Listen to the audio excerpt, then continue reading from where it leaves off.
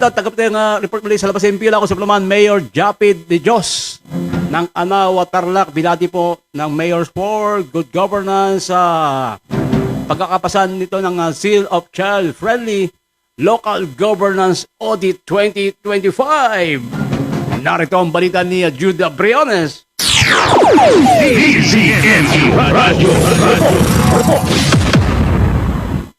Isang maalab na pagbati ng Mayors for Good Governance kay Mayor Gian Pere Japid de Dios sa bayan ng Anaw Tarlac dahil sa pagkakapasan nito sa katatapos na Seal of Child Friendly Local Governance Audit 2025 na isinagawa ng Department of Interior and Local Government o DILG. Ang prestigyosong parangal na nakamit ng lokal na pamahalaan ng Anaw Tarlac na pinamumunuan ni Mayor Japid de Dios ay sumasalamin ng isang matagumpay at epektibong polisiya at mga programa. Ito ay testamento ng kanyang pagpupursige at dedikasyon na isulong ang karapatan at siguruhin ang proteksyon ng mga kabataan sa kanyang nasasakupan.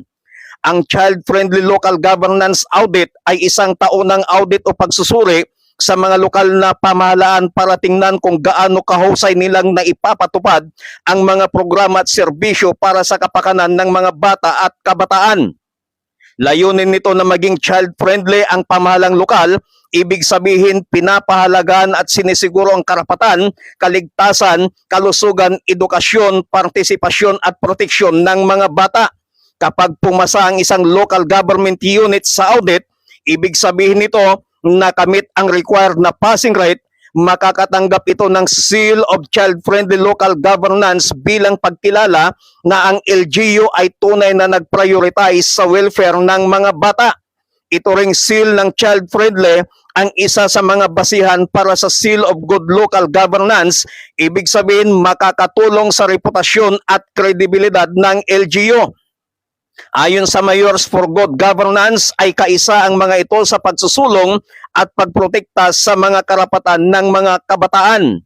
Nagpapasalamat naman si Mayor Japid de Dios sa maalab at mainit na pagbati sa kanya ng Mayors for Good Governance at sa lahat ng mga kababayan nitong patuloy na nakikipag-isa sa mga programang ginagawa nito.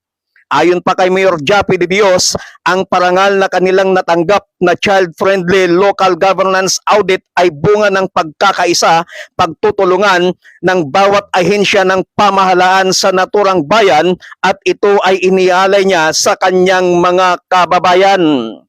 Mula dito sa bayan ng Anaw Tarlac, Jude Briones nagulat para sa Target Owner sa DZ 1530 ang Radyo TV.